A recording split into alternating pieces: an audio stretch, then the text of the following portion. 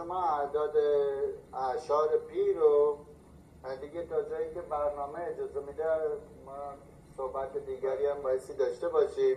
3/4 لطف کنید به ترتیب دو رقم با سرعت بگید که وقت زیادی هم گرفته نشن. اینو اگر یک ذره پایین در بیارن یک ذره من میبینم اون بالایی ها رو آره، هم سه، یک، بله 3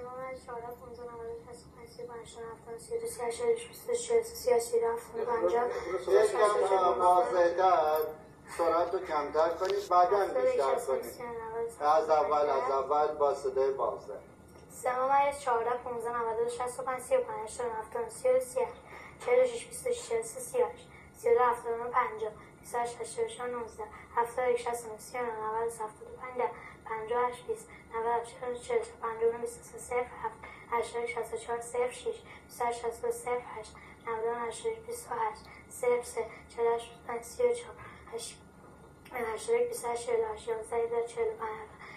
4 10 27 0 1 90 85